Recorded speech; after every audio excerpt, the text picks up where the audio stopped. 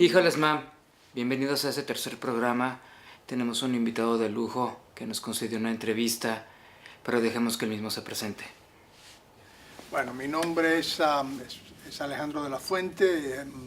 Yo soy el director del Instituto de Investigaciones Afro-Latinoamericanas de la Universidad de Harvard, y una buena parte de mi trabajo está dedicada a los estudios afro-latinoamericanos en general y a los estudios afrocubanos en particular.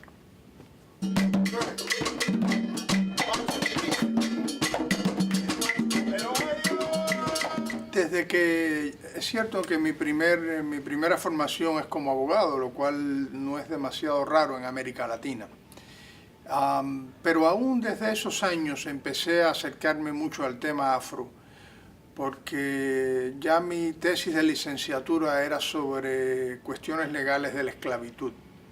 O sea que desde esos años, estamos hablando de mediados de los 80, mi trabajo intelectual estuvo siempre dirigido, aun cuando era profesor de historia jurídica en la Universidad de La Habana, estuvo muy dirigido al tema afro.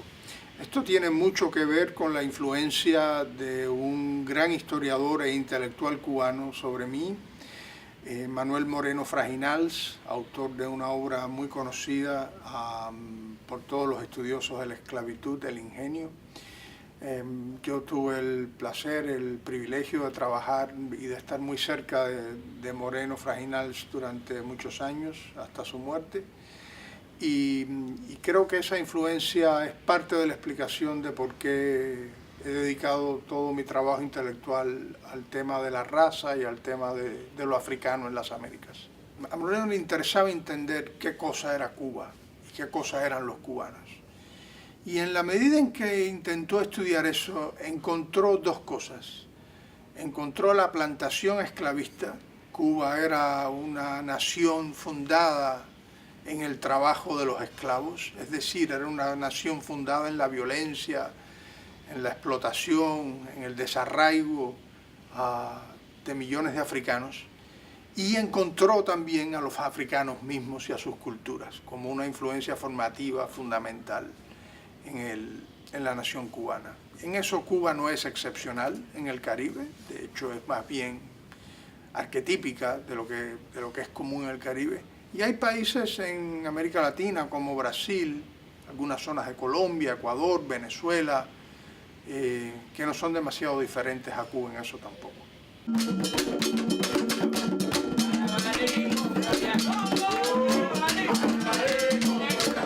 Hay dos cosas que son bastante generalizadas. Por una parte hay que entender que a principios del siglo XX los observadores académicos e intelectuales del mundo noratlántico, Estados Unidos, Europa, observan a América Latina como una zona semisalvaje, como un área destinada a ser siempre secundaria en el mundo, en las relaciones internacionales, y una zona subdesarrollada, periférica.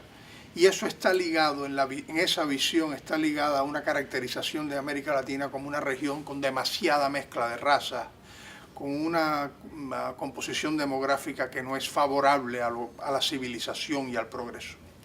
Es decir, esta es una mirada blanca desde el norte hacia el sur que nos condena a todos a ser siempre salvajes, a ser siempre inferiores. La respuesta latinoamericana a esa mirada son estos discursos de mestizaje, de integración, que se articulan en muchos, no en todos, pero en casi todos nuestros países. Y esa respuesta intelectual, que es una respuesta intelectual con una enorme dosis de creatividad en su momento, lo que dice es que la mezcla es buena. Le responde al racismo noratlántico diciendo, no, la mezcla no es causa de atraso, la mezcla no es la plataforma hacia lo salvaje, la mezcla es quienes somos y es nuestro futuro y es nuestra identidad. Entonces, intelectuales tan diversos como Vasconcelos en México con su raza cósmica, Gilberto Freire en Brasil, Andrés Eloy Blanco en Venezuela, Fernando Ortiz en Cuba, empiezan a imaginar mundos mixtos, mundos híbridos, en los que la hibridez se convierte en nuestra marca de orgullo. Eso como respuesta ideológica y como respuesta intelectual es un momento de una enorme creatividad y es un momento brillante, creo yo, en la historia intelectual de América Latina, pero tiene un precio. Y es que en aras de celebrar esa mezcla, en aras de celebrar ese mestizaje, se tiende a silenciar y se tiende a invisibilizar a algunos de los grupos que supuestamente contribuyeron al proceso de mestizaje. Y especialmente, dependiendo del país, Colombia sería un buen ejemplo, pero México sería otro, los grupos afrodescendientes tienden a ser los más silenciados, tienden a ser los más invisibilizados.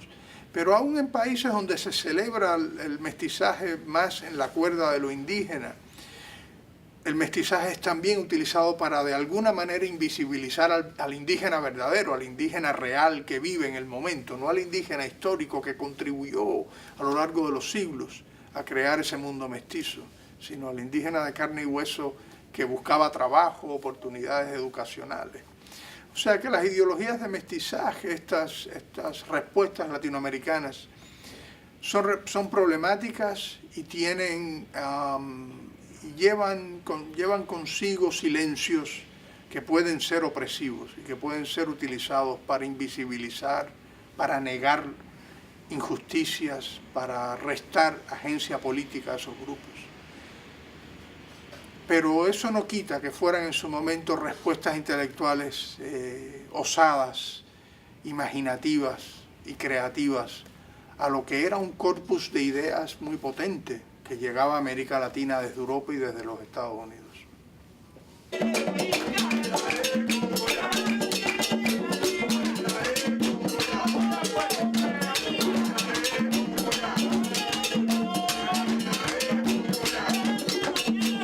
Queloides es queloides, el término se refiere a estas cicatrices que quedan en la piel y que existe una cierta creencia popular y una creencia que alguna gente cree que es científica, que la piel negra de alguna manera tiende a ser queloides con mayor facilidad que los blancos, es decir, el término tiene una carga de cierto racismo científico, asociaciones raciales. Eso no tiene ningún sentido, eso ningún médico que se respete probablemente aceptaría eso. Pero el término sirve para destacar, por una parte, la cuestión de las cicatrices y las escaras que el racismo va dejando como secuela en las personas, que son estas cicatrices que nunca desaparecen totalmente. Y al mismo tiempo tiene la virtud de destacar cómo existen ciertas creencias que asocian patologías determinadas con determinados grupos raciales, entre comillas.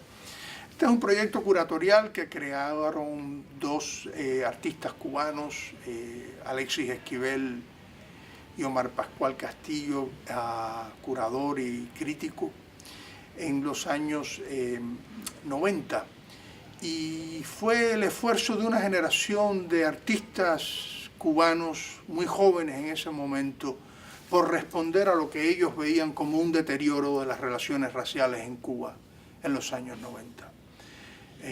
Ese proyecto fue desarrollado después por un crítico y curador afrocubano brillante, Ariel Ribó Diago, fallecido prematuramente, que organizó una segunda gran exposición en el año 99 en La Habana. Pero lo interesante para mí del proyecto, cuando yo lo descubrí, es que ese proyecto era básicamente desconocido. Era muy difícil encontrar ningún material sobre las exposiciones. No existían catálogos, no había ninguna presencia en el internet. La prensa cubana no se había hecho eco de estas exposiciones, a pesar de que estas exposiciones constituían algo en alguna medida único, que era eran exposiciones destinadas a tratar el tema racial en Cuba. Entonces, como intelectual y como académico interesado en estos temas, lo que a mí me llamó la atención fue la falta de información y la falta de visibilidad de estos esfuerzos pioneros. Y mi contribución fue entonces, 10 años después, ya fallecido Ariel Ribot, fue de alguna manera rearticular ese grupo, revivir ese proyecto y replantear la propuesta de queloides, darle continuidad a esa propuesta que no la inicié yo, con una exposición, con una nueva exposición, a la que titulamos Queloides, raza y racismo en el arte cubano contemporáneo, la primera y única vez que el término racismo ha estado en el título de una exposición en Cuba, y al mismo tiempo la producción de un libro, que serviría no solo de catálogo y de memoria de la exposición que estábamos haciendo, sino que rescataría la historia del proyecto curatorial desde sus inicios. Y entonces pedimos no solo a los artistas que habían participado, sino a algunos de los intelectuales que habían estado vinculados a ese esfuerzo, como el propio Omar Pascual. Omar Pascual enseguida le escribí y le pedí que por favor escribiera un texto que nos diera su memoria de los orígenes del proyecto, de cómo surgió. Reunimos un grupo de artistas, muchos de ellos habían ya participado en el proyecto Queloides antes, unos cuantos no habían participado antes, especialmente porque el proyecto Queloides había sido un proyecto fundamentalmente masculino antes. Yo quería también crear oportunidades para artistas, a mujeres dentro del proyecto. Y entonces en el 2010, en colaboración con Helio Rodríguez, que sirvió como co-curador de la muestra conmigo, uno de los artistas del grupo, organizamos esa exposición que fue muy polémica en su momento en La Habana. A mí no me dejaron ir a la apertura de la exposición, me negaron la entrada.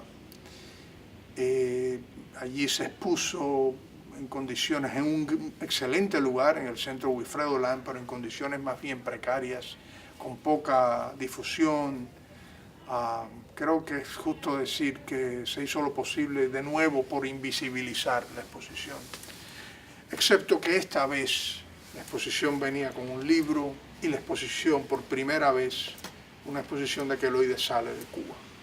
Yo la traje a Estados Unidos.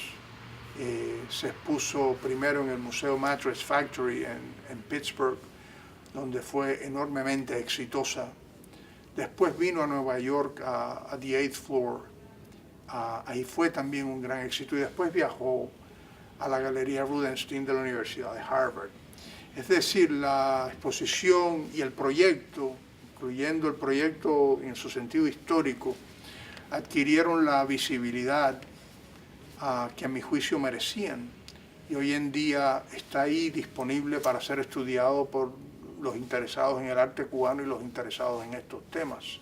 Ese es un proyecto vivo. Yo pienso en el proyecto curatorial de queloides como un proyecto no concluido. No es un proyecto que pertenezca a mí. Yo he hecho contribuciones a él. Espero poder seguir contribuyendo y colaborando en ese proyecto en el futuro, pero es un proyecto que de alguna manera se ha convertido en un proyecto colectivo, un proyecto en que distintos intelectuales, artistas, críticos contribuyen. Pero la gran importancia de queloides es haber hablado de un tema imposible, la raza y el racismo, y haber hecho uso del arte como plataforma para tratar esos temas. Si encontraron interesante esta primera parte sobre el proyecto Queloides, no se pierdan lo que viene a continuación, Contrapetonomía y el grupo antillano.